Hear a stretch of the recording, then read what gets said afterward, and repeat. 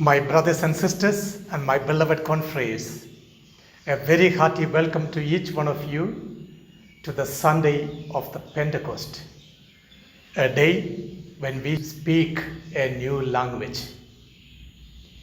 A little boy was returning from his school. His class teacher called him into the office and entrusted him with a letter to be handed over to his mother. As he reached home, he called on his mother and told her, "Mummy, the teacher has given me a letter to be given to you." The mother was very curious. She opened the letter immediately, and the little boy was standing by her. As she went through the letter, she was rather shattered. It was written, "Your son is very naughty. He is very mischievous. He is not studying properly in the class, and he disturbs the whole class. As a consequence, we are not at all happy to have him in our school.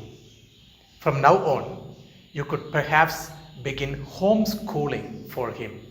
Do not send him tomorrow onwards to the school."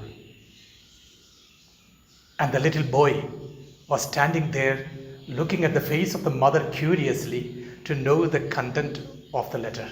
He asked her, "Mama, what has the teacher written?" And the mother, gathering all her courage and her confidence, told the boy, "My child, the teacher has written that you are a very clever boy. Your IQ is far better than that of the rest of the class. You understand everything very well. You communicate well. You answer the questions very well. Therefore, your teacher is suggesting you need not be even sent to the school. You could have your home schooling." You would not believe it, my brothers and sisters. Later, this little boy became one of the greatest inventors America has ever seen, Thomas Alva Edison. The destructive language written by the teacher was transformed into a creative language by the mother, made the child one of the greatest the world has ever seen. Your language matters. The day of the Pentecost is the day of a new language, a language that is spoken in order to unite the humanity as one people of God.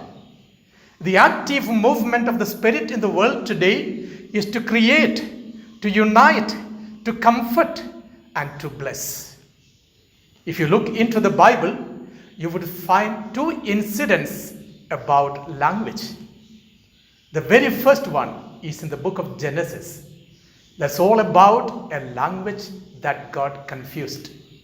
If you read the 11th chapter of the book of Genesis, we have here the story of the Babel Tower. The people at that time spoke only one language, and that language had very few words. And they began to move from the east towards the west. They want to get settled down in a particular city. And there they told among themselves, "Let us make a big city. And in the middle of the city, let there be a tower that reaches up to heaven." And God understood what they were aiming at. He decided to do one thing. God told, "Let us go down now and confuse their language, that they may not understand among themselves what they are speaking." Thereafter, the mason did not understand the language of the carpenter. The engineer did not understand the language of the contractor. Total confusion, and the people were in a disarray. The Babel Tower stands today as a language that got confused, and they got scattered over all the world. Yes, my brothers and sisters, move from this confusion to a new language that is spoken by a Galilean today, Peter, As we read in the first reading in the Acts of the Apostles, Peter is standing before the people, a man whose language is betrayed because of the dialect that he is speaking, a language that is strange to many people who gathered there. They were from Asia, from various parts of Arabia. They were from the part of Rome, both the Jews and the proselytes.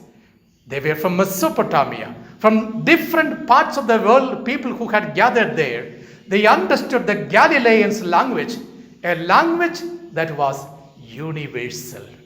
When Peter was filled with the power of the Holy Spirit and began to speak, they all understood what he spoke. This is the Spirit, the language of the Spirit that unites people from different parts of the world. Yes, my brothers and sisters, today the invitation for each one of us is to understand this new language.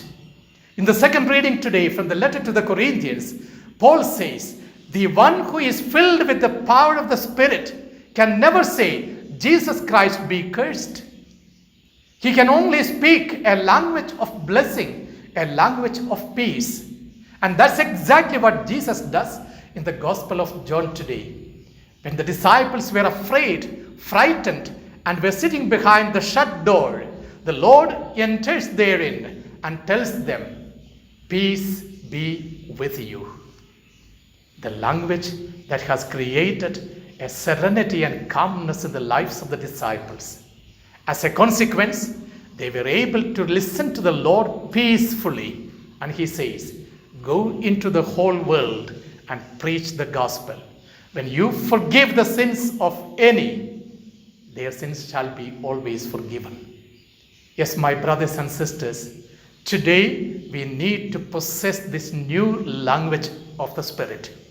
A language that unites, a language that clarifies doubts, a language that brings peace and serenity into our lives. Is this language being spoken in our families? Are we communicating this new language of the Spirit in our relationship with one another? Are our families a place where unity, love, comfort, peace, and serenity emerge? Yes, my brothers and sisters, let's begin to understand this new language of the Spirit. Our communities should become places of unity. Our families should become today a place where the Spirit of God unites and gives peace and love. Our world should become a place of healing where the Spirit is active in our midst. Let us accept the spirit of new language, a language that unites and makes peace everywhere. Amen.